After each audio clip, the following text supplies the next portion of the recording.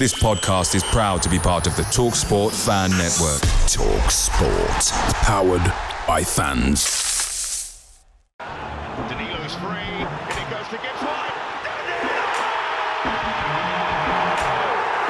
First time we've seen them attack them, and there's Brandon! Well, that's what I've wanted to see Robinson do. Tyler one, he scores!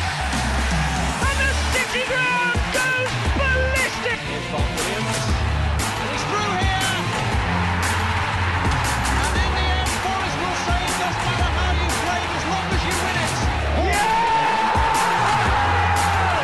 Forest Premier League!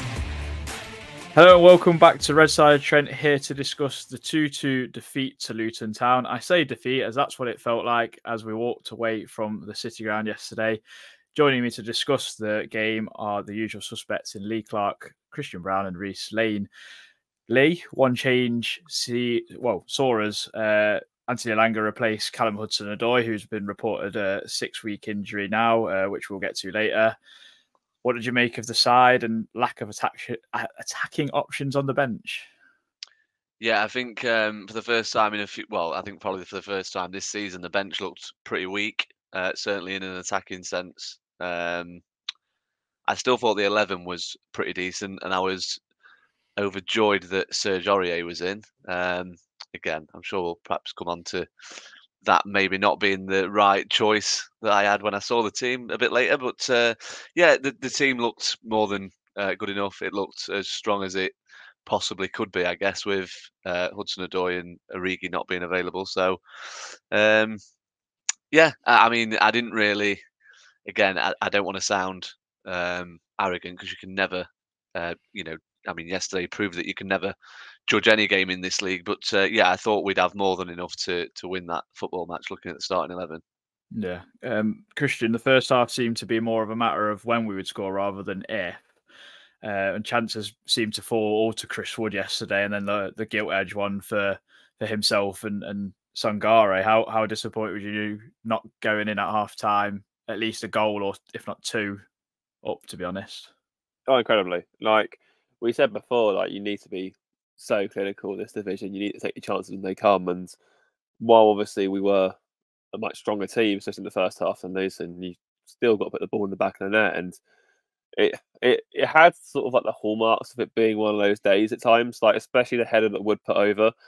I mean, there was a guy in front of me who was like, if we had Tyler on the pitch, we'd probably be 3 up by half time.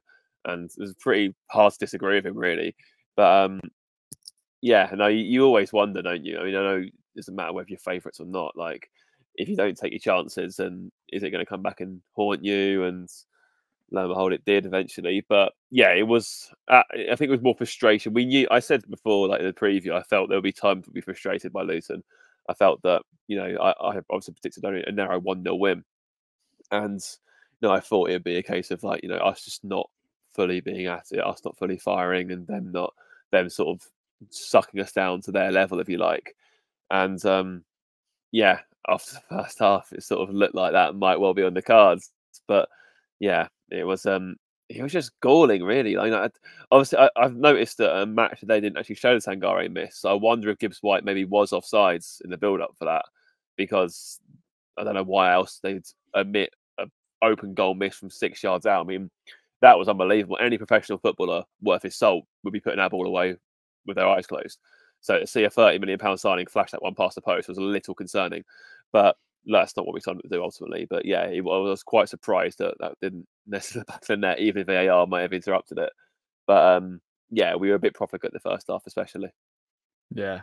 Reiss, I know we dominated the first half, but was you a little frustrated with Gibbs White playing out wide on the right, because most of our attacking play seemed to go down Anthony Elanga's side, who I actually thought had a really good game, and we'll get more onto him. But it does kind of hamper us with Serge Aurier not really like bombing past him too often, isn't it?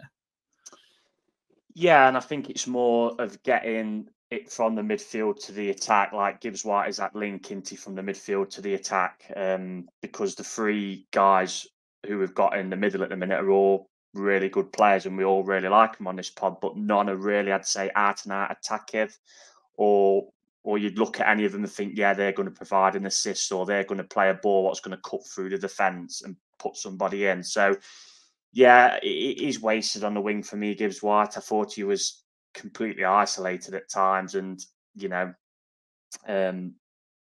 only one really was that cross wanted towards the end of the half where Wood headed over, was the only kind of chance from the wing what he got to create. But we just missed him getting on the ball in the middle of the park and driving at Luton, really. And yeah, with the attacking options we've got at the minute, it's kind of like square pegs in round holes kind of thing, wasn't it? And as we saw by the first goal for us, Gibbs White was centrally wanted for that, and we get Wood for on goal and he scores. So I think that is something that does need to be addressed. But it's tough. It's going to be tough for Steve at the minute, isn't it? Because we're a bit threadbare up front.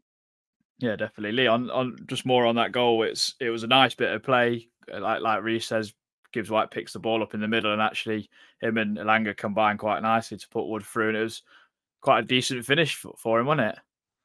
Yeah, it was.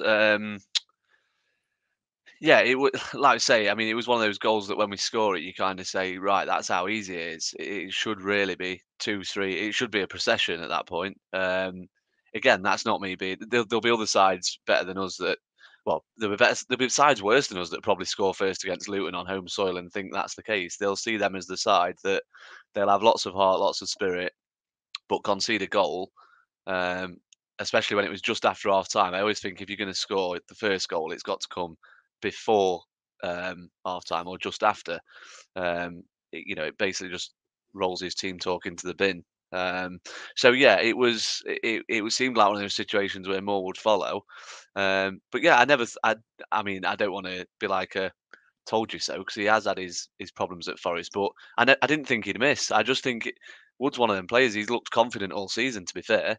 And even though he'd missed sort of chances that you'd expect to be meat and drink for him, I just thought in that situation he'd score. Yeah.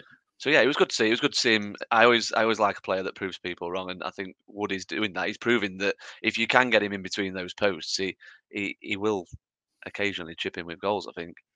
Yeah, definitely. Christian, Luton made a host of changes, bringing on the likes of Andros Townsend and Ross Barkley on to kind of change it, get their fortunes going a little bit more. But I mean, I thought the second might have deflated them a little bit more. But you got to talk us through that goal, because that's probably Chris Wood's hardest chance, and he made it look like meat and drink.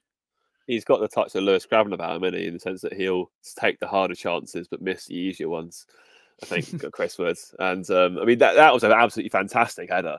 Like he was just like sandwiched in between two. It was a good cross from Elanga as well, but no, he's just like you sort of look at it and think, hang on, you've missed two good chances from like 8-9 yards out in front of goal as well, where you think the centre forward would be pretty happy to get the ball, and yet on the penalty spot not further back, you just planted that one past the keeper. But no, I mean, fair play to the guy. It was like Lee said. I think that he's looked a lot leaner, a lot fitter, a lot much more. I don't know whether last season he was maybe a bit undercooked because only playing like off the bench loosely for Newcastle or whatever else. He looked unfit last season, and obviously most of our fans weren't very complimentary about his performances. In some cases, understandably so, in others a bit OTT. But he certainly looks like he means business this season at least. And I think, like I said, all we can do is hope for competition with time. I mean, if you look at Chris Wood, if you said to me before the start of the season he'd score between 5 and 7 goals, we'd probably be like, you know what, we take that from backup striker. Pretty happy with that, although. So the fact that he's already on 3, you take it, it's pretty good. And realistically, I think at one point, again, the guy in front of me said, had we once seen that game out at 2-0, we'd have Chris Wood's goals would have been responsible for 6 points because he'd have scored the winning goal against Sheffield United and 2 yesterday as well. So, but no, going back to the goal, I think I saw someone say, which was a bit annoying after the game, was like, oh, we missed Brennan Johnson yesterday. I was like, well, did we? Elanga got 2 assists yesterday. So, if you're saying we missed a winger, we've literally got a winger out there who's provided 2 assists and had their fullback on toast the whole game. So where did we miss Brennan Johnson yesterday? I thought it was a bit of a silly argument, really. But no, the ball from Elanga was absolutely brilliant. Like, I think that's something that, obviously, if you're going to compare him with Johnson never really crossed it from deep or by the byline. He'd normally go to the goal line and cut it back if he's going to get an assist. So it was quite not refreshing as such, but it was good to just play to Wood's strengths. I think that was quite important too, because we were doing that. We were getting balls into the box, and he was like getting on the end of them for right or wrong reasons. But no, it's a brilliant ball from Langer in. Again, like Gibbs White sort of putting the strings, like the pass before the pass, if you like. And again, one that he sort of looked to sort of roam inwards a little bit for. So yeah, very good header, very good cross, and really at that point we should have been home and hosed. But alas, this is Nottingham Forest we're talking about. So yeah, well, I know lots of people have criticism for Morgan Gibbs White, but I think in the last few games he's been always the pass before that leads to the assist of the goal, and people seem to kind of ignore that because he hasn't got the actual assist, the number in the assist column. It kind of takes away from his performance. But like I say, like Reiss mentioned, he's round peg in a square hole sort of thing. So it's one of them. But Reiss, we're going to get on to, this is where the disaster kind of starts to collapse, doesn't it? Because 2-0, Steve Cooper decides immediately to take Ibrahim Sangare off, Nicholas Dominguez and Willy Bolly off for Checo Chiatti, Ryan Yates and Joe Worrell. And this seemed to be obviously the big talking point for yesterday's collapse. And the first goal where Morgan Gibbs White gives away a free kick, and then you try and talk us through that Serge Aurier disaster class of a decision. I don't know what he was doing. I still can't make it out, and I've watched it about 10 times. Yeah, I mean, we'll start with the sub because that's what everyone's talking about. And the subs did seem to me like was 3 or 4 goals up and the game was over. Now, at 2-0, it's whoever you're playing against, it is an iffy scoreline because they get 1 goal out of nowhere, which Luton did. They're back in the game and it gives them some impetus. And I didn't like the subs at all. I just thought there was very negative. I got the Sangare sub because he was on a yellow, and there was a couple of times where I think it was Alfie Darty literally left him for dead pace-wise in that middle. So if he did that and Sangare did a little tug back and gets a cheap second yellow, I could understand that, and probably bringing Ryan Yates on for Sangare. But Chiatti on for Dominguez. Dominguez was the one of our midfielder who was pushing us up the pitch yesterday centrally. So to bring on Chiatti, who has hardly played, doesn't really offer much for me personally. I think he's someone I think who's out of contract at the end of the season and probably be leaving at the end of the season. And also swapping Willy Bolly, who, they brought on Adebayo, who's a big guy, taking off Willy Bolly, who loves to tussle, isn't he? Strong as an ox, Willy Bolly. And I'm glad Colin Frey asked Cooper on the Radio Nottingham after the game about the subs, and it was probably the first time I've not agreed with Steve. He was kind of saying that, pretty much Bolly had kind of asked to come off, and because of, the international thing. Well, with respect, the guy's not played a minute for Ivory Coast. Now, I've looked at the time difference here. They're an hour behind us, so you couldn't really say there's much trouble in terms of the time difference or anything. And it's a 9.5-hour flight back to UK, which I'm sure is not on EasyJet. I'm sure it'll be on a nice, comfortable private jet. So, like I said on Twitter earlier, if the game's 1-0, Willy Bolly doesn't come off, he plays a full 90. So I just think really Steve got it wrong on this occasion. And it does happen in football. It's just, it was vastly frustrating. I think it was very complacent, and all the 5 subs that come up on yesterday, none of them looked up to the speed of the game. And Luton, to be fair to him, he took complete advantage of that because we sat back and the only way they was going to score was a ball into the box, which got a knockdown, and both goals come from that way, and both goals from mistakes. I mean, I'll talk about the first because you asked me.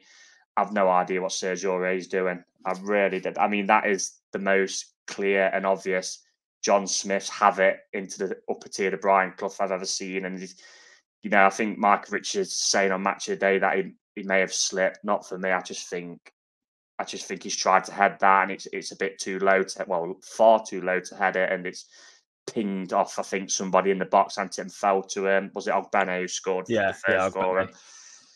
And then, with the added time you get as well nowadays, it's given them, what was it, probably nearly 20 minutes to get an equaliser. So, yeah, it was his own downfall yesterday. And I think the subs and, the substitutions from the manager were complacent, and it crept into performance, and it's why we didn't win the game personally. I mean, What makes me laugh is Andros Townsend took over set piece duty and he put in the worst ball of the day. And I thought if Doherty had actually probably took it, he'd probably put in a half decent ball and we'd probably had it away. But it's meant to be a ball into the box, wasn't it? Did it bounce outside the box? It bounced that's before how Aurier poor tried the to head ball it. was. Yeah, And it went over him because he mistimed it so badly. And he could have just kicked it away. Honestly, if we'd have probably just gone for the, like I said, because Sangari was on a booking, if we'd have brought Yates on, probably like a straight swap, kept everything else the same, I generally think we'd have won that game 2-0 yesterday. And we would have kept the same tactics of not sitting back, because we sat back straight away. And it really frustrated me because we was in cruise control of that game yesterday. And that they needed a lifeline, Luton, of some sort to think, oh, can we get back into this game? And we chucked it by allowing them to just chuck the ball into the box. And you know what it's like. We see it, don't we, down the pyramid. It gets to the last minute. What do? You lob the ball into the box in the hope something bounces for you. And to be fair to Luton, it did yesterday. And fair play to them on that sense.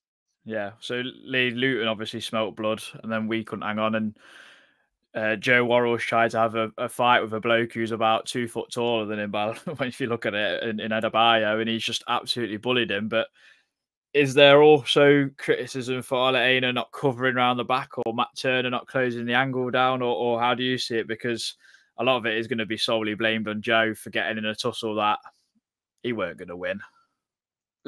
I'm a bit disappointed you're giving me this goal to analyse, to be fair.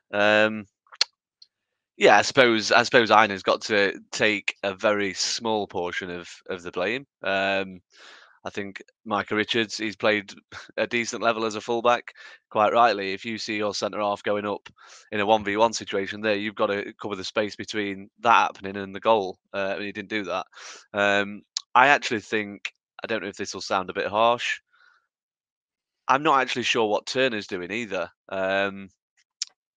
By that I mean, as soon as it drops to Adebayo, the only place he can possibly really shoot and get that on target is at the near post. And I just don't really understand why he didn't kind of go all or nothing and throw himself. I don't know if it's taken him by surprise, but I don't know. I just think maybe he's not played with Worrell enough to know that Worrell with a target man, well, it's his kryptonite, isn't it?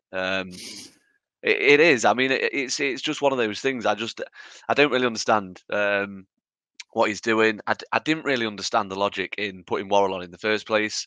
I made the point after the game that Niakate was the sub. If Niakate is not fit enough for 10 minutes, he shouldn't be on the bench. Give the place to a kid if he's not fit enough for 10 minutes. I got the response of, he's Niakate's left-footed, right? So. An elite Premier League footballer can't come on for 10 minutes and play on the right-hand side. Come on, do me a favour. We put Worrell on because we wanted the homegrown lads to see the game out. Him being one of them, club captain, he should have been the sort of person that should have seen that game out. But Steve Cooper must know what Joe Worrell is like with target men, and it just made no sense whatsoever to me. But yeah, it was just a terrible error. He's not, like I say, he's not on his own with criticism. Einar should have covered the space between him and the goal, and I felt Turner could have done maybe a little bit better. But perhaps given the proximity of it happening, perhaps that is a little bit harsh. But yeah, I mean, it's not digging a player out when you're criticising him. Steve Cooper said it was poor, in not so many words. Chris Wood said that we've got to defend better. That's his own teammate. He might sit next to him in the dressing room. Yet when we do it as paying supporters, apparently we're digging the same players out all the time. It's complete and utter tosh, because we're not allowed to use other words on this podcast anymore. But yeah, it was really poor. It's an error, and I think Reiss has just alluded to it as well. I thought all 5 of the players that came on looked really, really, really rusty, and they're going to do because they've not played for a while. Which I think makes the whole situation of why did we make 5 subs? Why did we have to make 5 subs? I don't really get it. And I think this is part of the problem with letting managers make 5 subs. It's great when you have got fatigue and you're Man City and you're 5 or 6-0 up. Yeah, make 5, brilliant. But when you're 2-0 up in a game that you look at the fixtures at this level and you know we need to win that game, we've made 5 for this. We made 3 for the sake of making them. I agree with Reiss. The one sub that we all said it sat there yesterday, Sangare looks a bit a bit knackered. He's on a booking. Take him off for Yates. That would have been the only sub I'd have made yesterday. And again, I agree with Reiss as well. If that game's 1-0, Bolly plays 90 minutes. Simple as. Yeah, I wouldn't have minded Aina coming on for it because I did think he was a bit. He had a poor game, but I had the same argument that you brought up, Lee, with my mate in a WhatsApp group about Niakate coming on. Like Joe Worrell's played left centre half plenty of times. There was a partnership he had with Bolly last season where he was playing left centre half. You're telling me it's okay for a right footer to play left centre half, Yeah, but not it's madness. It is madness. So that for me, that argument is completely irrelevant. But yeah, I think so much blame has to go on Cooper's game management there in a sense, and it's not the first time. It probably won't be the last, but it's just a matter of how long does the owners kind of take it for. That's the thing that will be lingering over his head as such. In all honesty, I've got a question about it later on, so we'll do that after some slept on it thoughts. Red side of the Trent. Slept on it thoughts. Keith Hancock's pissed off levels nearing Brentford. This was a shambles from top to bottom. Players that can't score simple chances to a boss who makes inexcusable changes and justifies it with inexcusable excuses. This was a poor show. The time for inexcusable to coming to an end. Gary Balding, that's 4 games against opposition that are either newly promoted or ravaged by injury, and we have drawn them all. Easily could have lost in 2 of them, and with 3 of the games being at home. If we don't start doing better than we are, banging a relegation fight. Really poor. Red Tricky Tree woke up and kicked the cat. Poor finishing, should have scored 6. Poor petulant tackle from Morgan Gibbs White that led to the free kick that they scored from. Worst free kick ever taken, by the way. Poor subs, poor excuses, poor crowd. Let off the hook by BBC Radio Nottingham. Only plus was Mangala was great.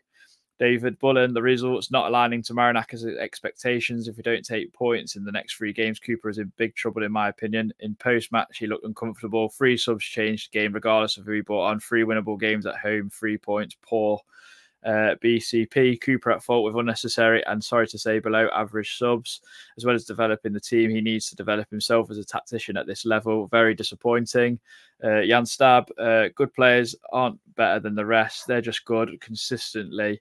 Worrell, I'm afraid, is not good consistently. 1 mistake for him too far today, I'm afraid.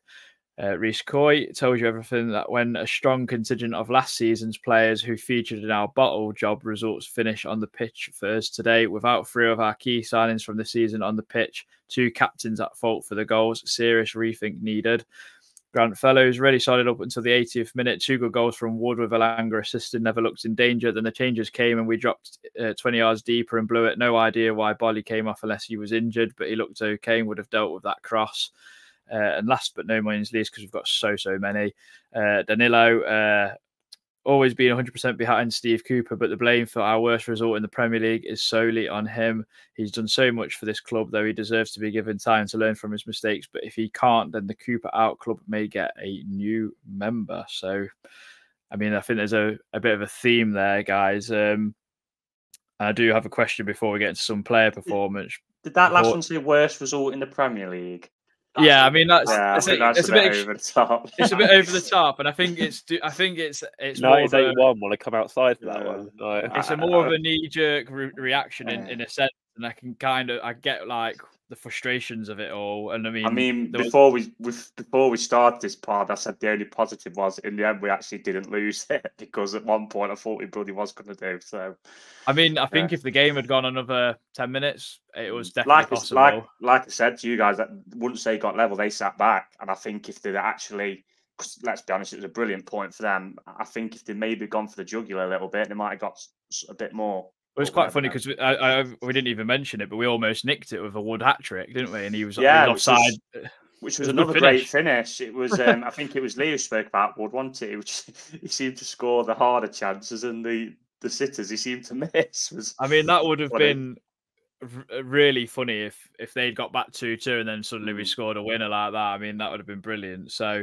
but before getting to some player performances, I did want to ask you all this question, and It's how much does this result put pressure on Cooper, as expectations have risen this season quite evidently, because people keep going on about the crowd this season. And I mean, we've played 4 games at home against opposition that aren't really there to shout about, in all honesty. But to me, atmosphere doesn't win you games necessarily. It doesn't make mistakes either if you're all behind them. But I am interested to know everyone's viewpoint. So I'll start with you, Reiss. I think from an atmosphere perspective, like you said, Adam, you can kind of take away Sheffield United because we have got that rival with them. But you look at Brentford, Burnley, and Luton. There's nothing really between us and them. I'm not going to disrespect them clubs, but you know what I'm saying.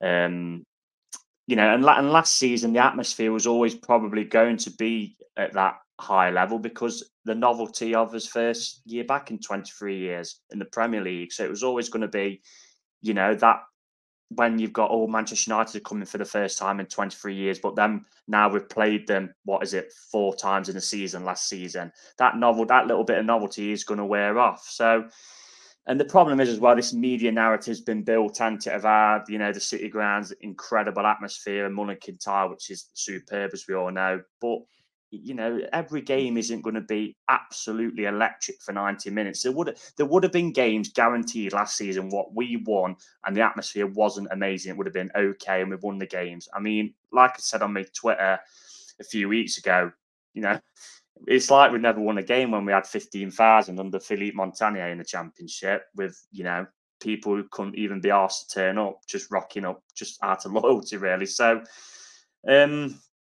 the pressure on Cooper, it's a bit of a narrative, isn't it? We've kind of said it on this pod as well, that Marinakis is a hire and firing kind of guy, but he's backed Cooper so many times when, especially last season, when the media again had created this narrative he was going to get sacked. It must have been at least 2, maybe 3 times last season. He was basically, we were all waiting for the news on TalkSport and Sky or whatever you listen to, and he's going to be gone. So, yeah, I mean, I can't imagine yesterday's result would have gone down too well. And to be honest, that is the only way I felt for the bloke on the radio after, because if he had come out and said, I balls it up, I don't think that would have gone well with the powers that be. So, I mean, yeah, it's no winning 5, isn't it? And you look at the last 3 home games with 2 being promoted clubs, and I think Brentford were a bit injury ravished, weren't we, when we played them? And then you look at the fixtures coming up, where you're going to Liverpool away, which is going to be vastly tough, as we know.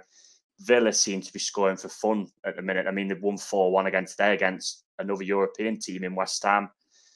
Then obviously West Ham away, where West Ham weren't very good last season. We absolutely got tanked there, and Brighton at home, I think after that was the one we did win at home last season, but we was a bit fortunate, in my opinion, for that game because they'd just lost that FA Cup semi-final against United. So, the next 4 are against teams who are all in Europe. So, the tough game, and it's going to be tough for Cooper. But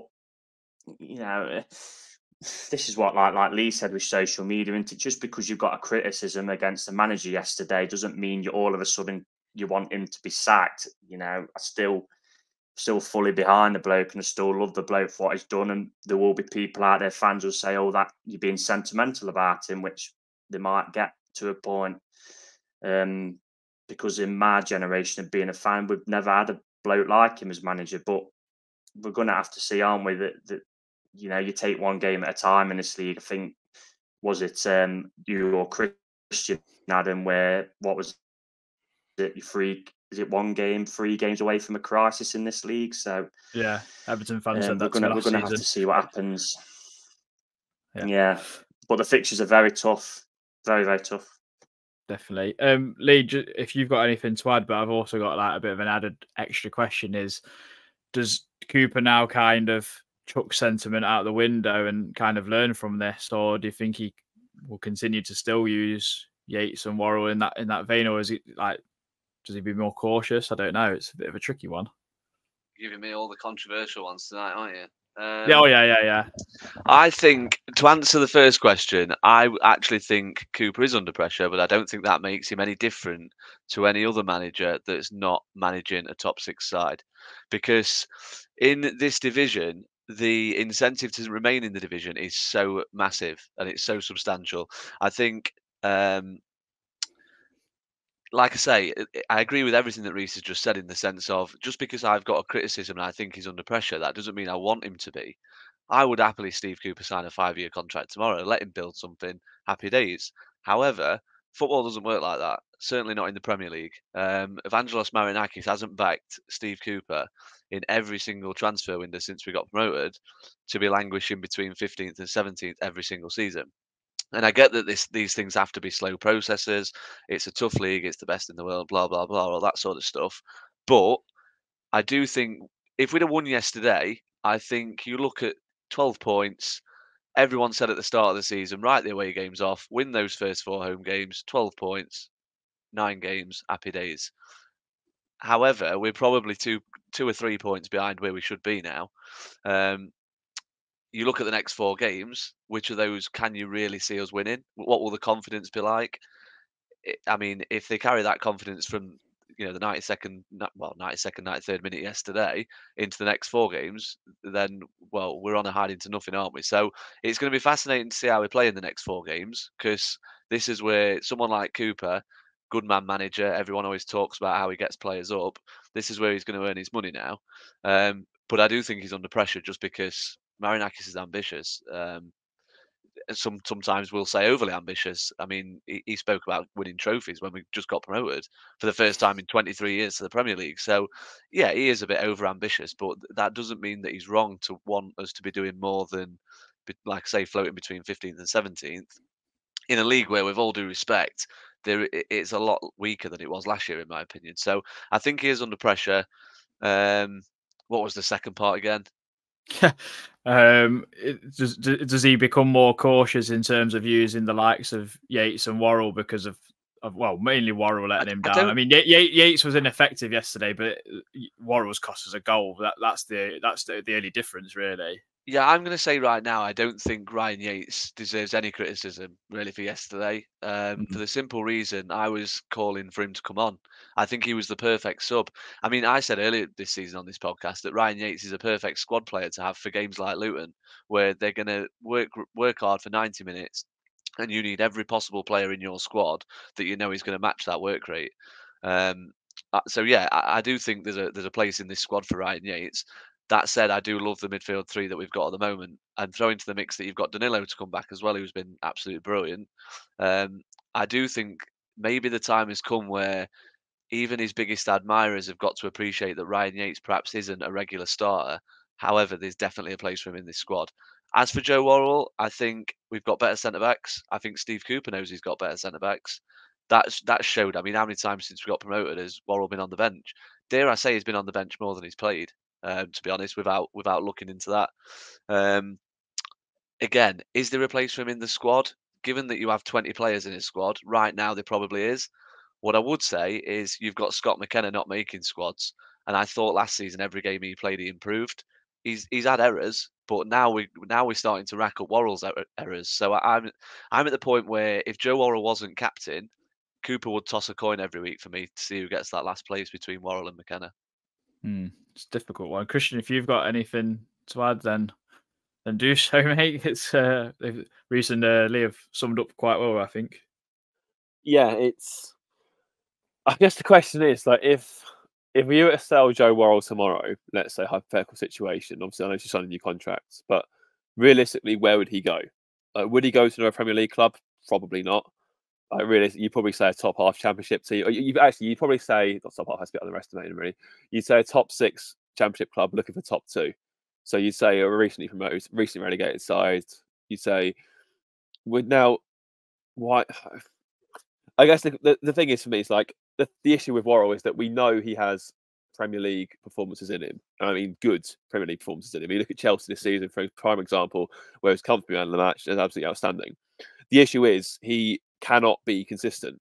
He's played him since we got promoted. We had it last season where he was really good in Nottingham, absolutely terrible on the road. If you looked at Joe Worrell's games in London alone and isolated the mistakes, you'd probably have about a 5-minute compilation reel. He was so bad in so many of those games, especially Fulham away, especially West Ham away, and especially Tottenham away, even though he scored in that game.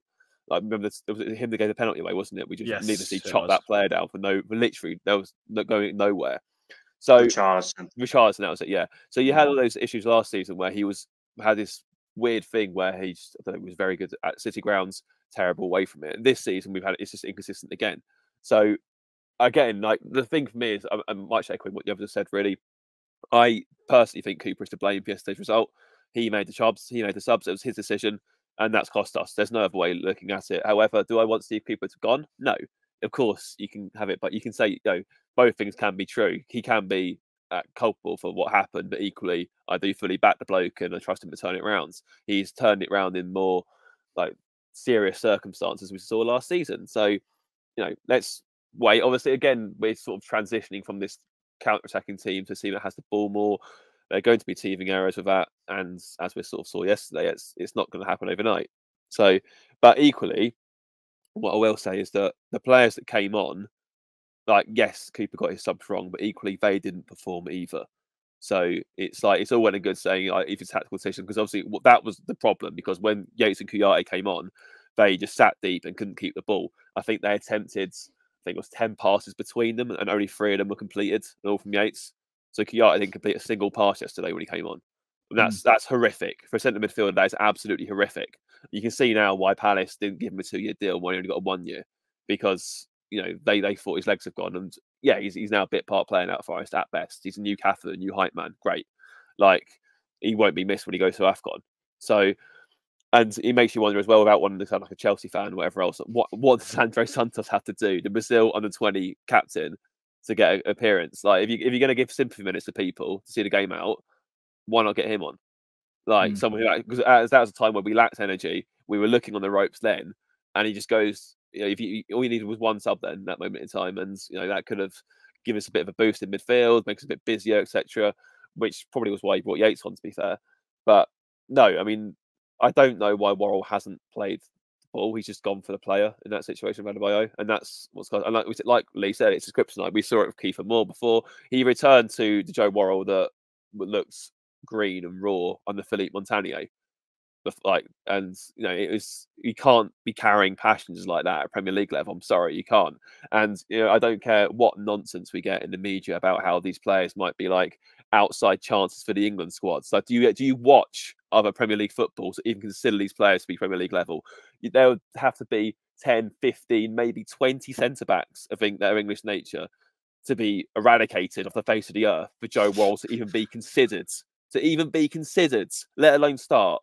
And he's like, he's one of our own. I do not care. Okay, sorry. The fact is, it wouldn't matter whether it's a £30 million signing or a homegrown boy. He's cost us that game yesterday. He's cost us 2 points because he's not played the ball properly. Simple as that. So, yeah, I think my patience has pretty much come to a point. Like Lee said, we've got better centre backs. We've got Omar Bambadile, we've signed for £11 million. One of this prodigies from the EFL. We've got Felipe, granted he's injured. We've got Scott McKenna, who was our player this season, we got promoted. We've got Niakate, who was tremendous last season despite having 7 months out. Why is Joe Worrell getting minutes? It's just baffling to me. So I've massively flown off on many different tangents to your question, but yeah, I mean, I agree with it as well. I mean, Cooper will be under a form of pressure, but we all knew that there's pressure managing Nottingham Forest regardless. It wouldn't matter with Steve Cooper, Lopetegui, Graham Potter, Jose Mourinho. They would all have the same kind of pressure that we're under now, because that's just the nature of the football club. We are a football club, not a charity, and a very big one at that too. So it's going to happen. It's fine, because you gave the people what they want. Go on, Reiss. Just to add as well, because I don't want people to be like, oh, you're just picking on the academy lads, because sometimes they are an easy target, let's be honest. You've got to look at as well other senior pros. They say, Sergio Reit is an experienced senior pro. I mean, for what he's doing for that first goal, like we've discussed, literally no idea. Again, like I said in the previous comment, Kouyaté, I'm not sure what he really offers. I agree with Christian. If it is kind of a, why not? It is a complacent attitude, which I think it kind of was. Why not chuck Santos in there and say, look, you've got 20 minutes to prove a little bit of a point?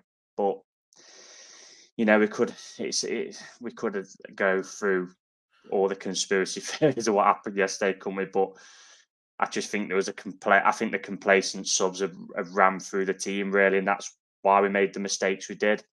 we've all said, haven't we? None of the subs, all 5 of them, when they come on, none of them looked up to speed at all. They just looked like they could kind of cruise through the game and we'd win 2-0, everyone would go home happy because the last 15 minutes had just basically fizzled out. It was, like I said, the only positive was we didn't bleed and lose in the end. Yeah, I mean, the Nicolas Dominguez substitution made me perplexed because he didn't play any international football, and he was forcing Luton back all the time, and we took him and Sangare off, which fair enough, Sangare, but Mangala, you took 2 of his mates off, and Mangala was controlling midfield, and then you took both of them off. It just took his power away, basically. And that's why Cooper kind of there was the contradiction in his interview for me. And like I said earlier, that was probably the only time I've disagreed with him. Definitely. I just didn't get that all personally. Just like a quick yes or no from all of you. This is going to be really controversial. Will Cooper be manager by the end of the season? Someone start. No. Go on. No from Lee. Yes. Christian? Gotta go maybe. Just for some continuity. Yeah. Back in the middle. Yes, no, maybe, don't know. No, I still think yes. I don't think he'll sack him just because I think it's although it entirely depends. I mean, if we get to a point by December, let's say we don't win the next 4 games because they're going to be very tough. Let's say that happens, and then let's say we don't beat Everton, and we're looking a bit ropey ahead of Christmas, but from the bottom 3. Let's say we're only a couple of points clear, or even worst case in it. With the players that we have, that would be unacceptable. And I think if we were to pull the trigger, then I don't think anyone could complain because that would be, what crisis. So, but I still do think that, not even the fact that it's credit in the bank, I do think that he can turn it around. I think he will. In fact, I wouldn't put it past us to get a surprise win in the next 4 games. Yeah, so hopefully Sunday, even better then. But I also think that we're, like I said, in terms of how we're struggling to transition, from a team that's been a counter-attacking side that relishes being an underdog to being a team that will occasionally have to be the dominant sides. And like when we played Sheffield United, it was the same. We were good for half an hour and fell off. In games generally this season when we've been expected to do well, we haven't. Like, yes, there's a prime example. So it actually benefits us in some ways to be playing a better team, if you like, because we might actually land a few more punches. But to answer your question, I think he'll still be there. But I think I wouldn't be shocked if at the end of the season there was like an internal review. I think as well, just to add, sorry, Adam, you've got to look as well at as injuries. If you look at the actual team now, you're looking at both your wing backs who've been signed to play forward are both injured at the minute in Montiel and Tavares.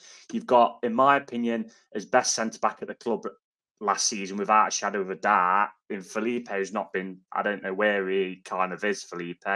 You've now lost Hudson-Odoi, who would start. You've lost your main striker, and I know Chris Wood did well yesterday, but with the way we want to play, he's probably not right for that formation. So you're looking there at these 5 players who are key players who probably all be in touching distance with starting.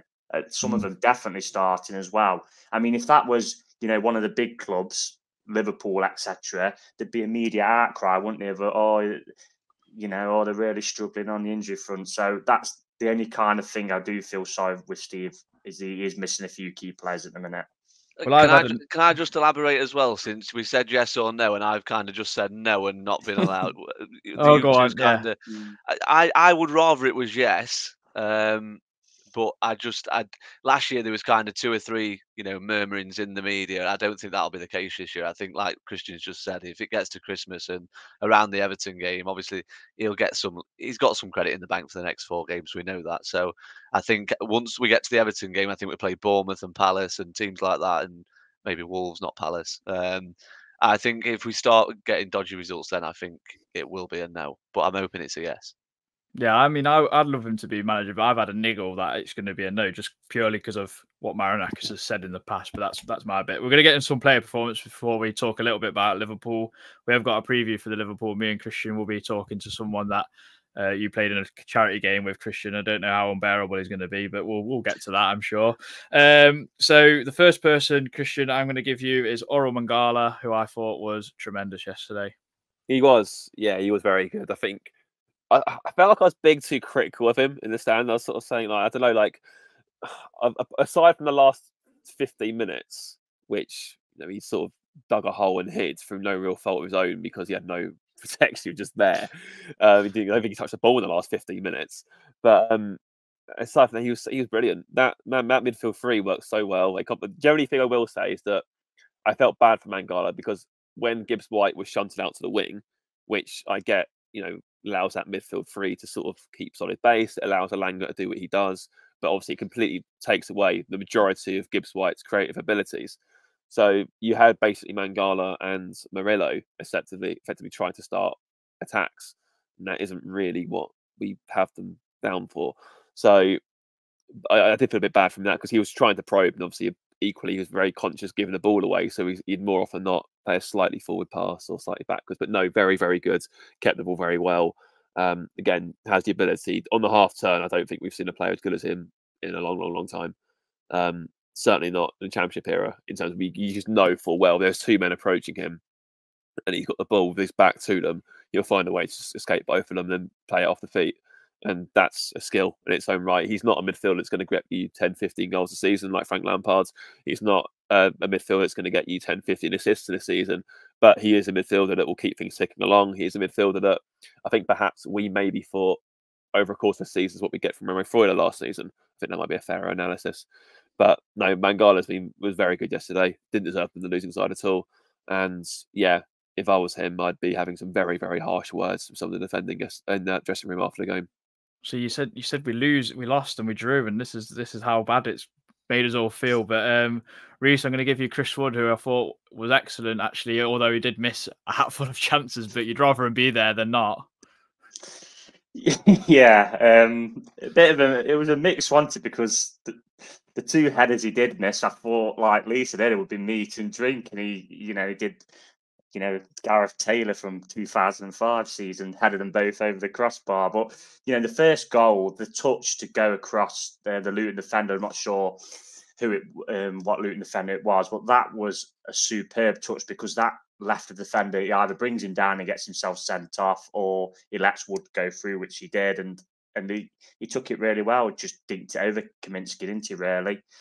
And then, as I just said, he had that chance, didn't he, right after it, where literally a free header at the back post, and very similar to kind of Tyro's goal against Sheffield United. And I just thought, expected the net to bulge, and he headed it over. And then again, as like Christian said earlier, the second goal he scored, good ball in from Alanga, but there was one in the first half where we crossed it, and Aurier tried to put the power on the header, and he ballooned it over when it didn't need the power, and that's what the difference is between a defender and a striker, because Chris Wood knew that power was on the ball and he just flicked it in, didn't he?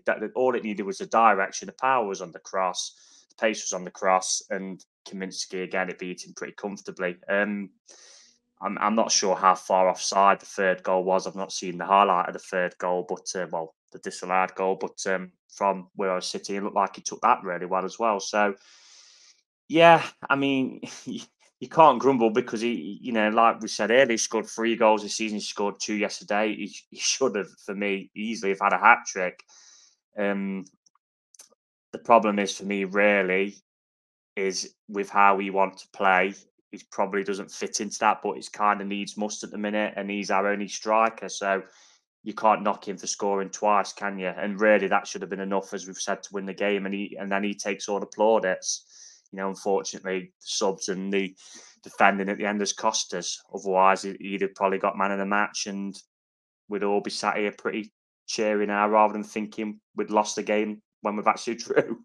Yeah, definitely. I mean, Lee, I know you've accused me of giving you some right stinkers tonight, but I'm going to give you Anthony Elanga, who I thought that's the player we've signed for 15 million. To be honest, I thought he was tremendous. I know it's Luton, but you've got to give him credit where it's due. Yeah, I think what was impressive is that he's not been starting much, has he? So he probably knew that with Hudson-Odoi being out for 6 weeks, he's got a chance now. So clearly he had a bit of confidence from that. Yeah, long way to continue. I mean, he was. I've liked him from day one. To be fair, he's had a couple of.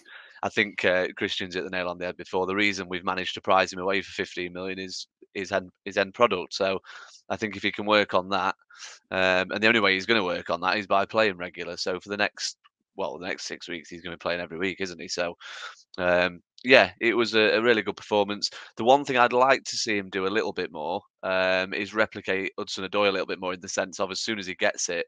What I love about Hudson-Odoi is that he's always looking to get in that box because he knows that the defenders can't touch him. There was a couple of times where Elanga seemed sort of willing to go even further wide, which it'll come. Like I say, that's all part of his end product and all part of his development as a player and knowing the position where Cooper wants him to play, I guess. But yeah, like you say, I think that was his best showing in a Forest shirt. Yeah, I thought he carried the ball really well. That one in the first half where he pretty much carried it from somewhere in an hour and a half and got to the end and we still kept it. I thought that was excellent. I mean, people back on the left as well. Yeah, I mean, people saying about Brennan Johnson, I thought Elanga carries the ball extremely well. He's quite brave, to be honest. Johnson, I always accused him of hiding a little bit unless he actually had the space there in front of him almost, rather than going at players. And I thought, yeah, Elanga had, I don't know who played right back in the first half, but Cabor definitely had him on toast a few times.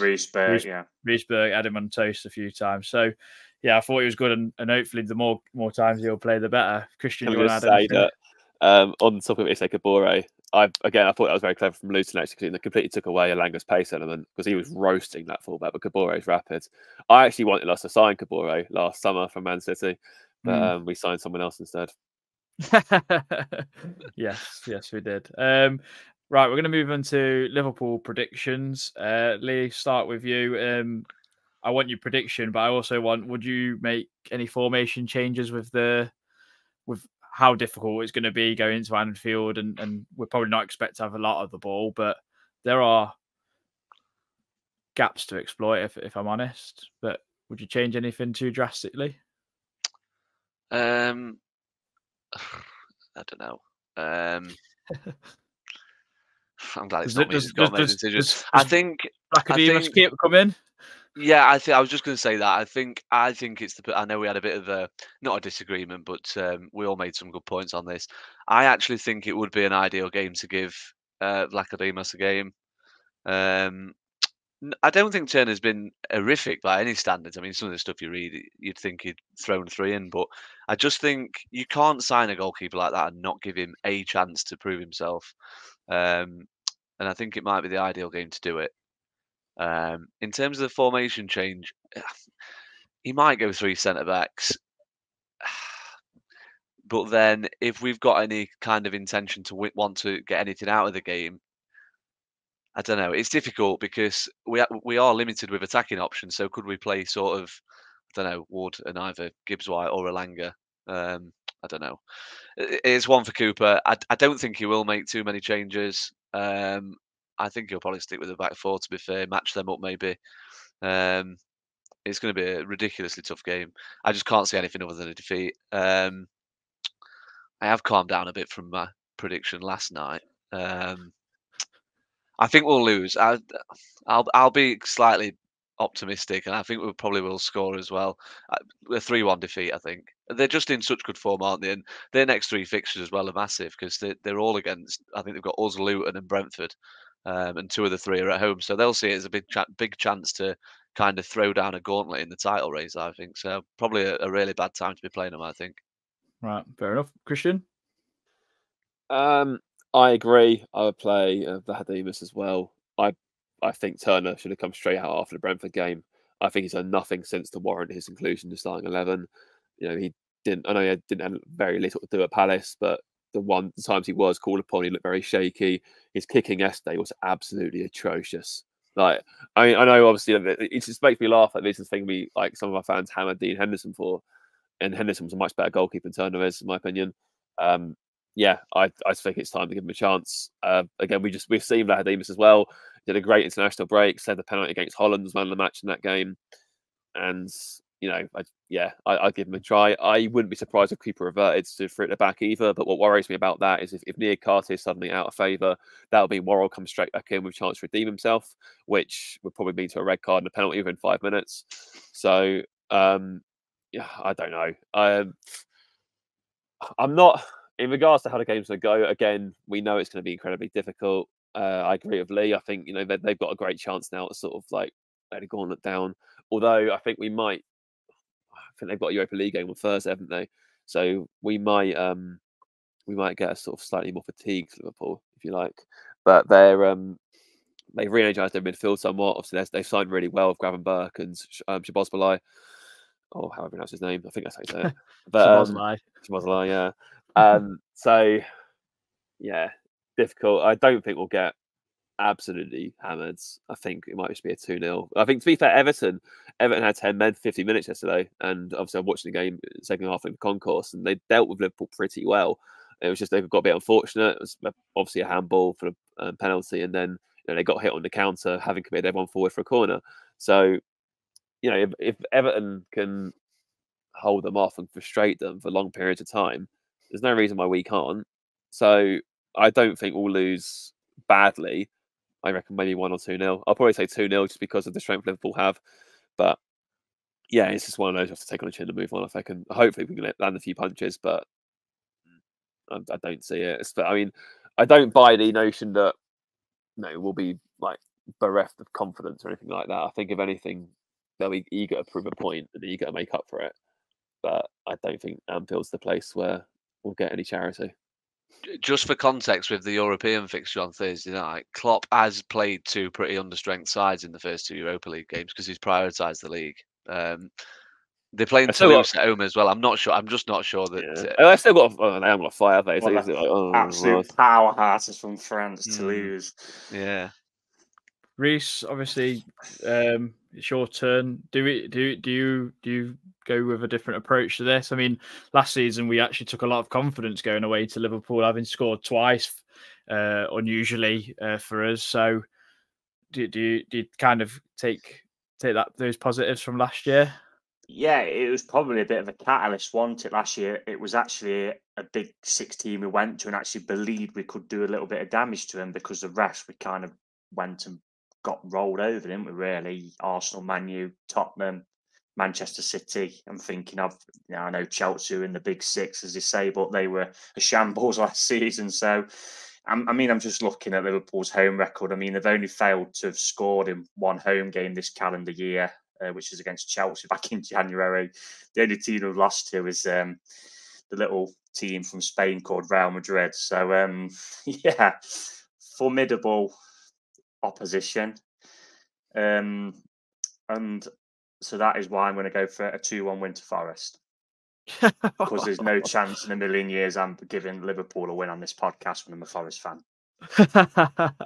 Brilliant. I mean, I'm sure the dads and the older generation would love that. Oh, to be fair, every Forest fan would love that. But I think for me, I think if we're going to get anything out of the game, we have to exploit the fact that they don't have a natural number 6 and Trent Alexander-Arnold can't defend at right back. So Elanga against him maybe would be. Well, that's if and hopefully pitch. there's a braver referee that will send off Ibrahim Konate when he makes 2 obvious yellow card offences like he did for Ashley Young. I mean, where is the consistency in that? Well, I mean, hopefully we're all hoping Tyro's back, aren't we? Really, because he gave Konate, I think it was last season, real tough 90 minutes.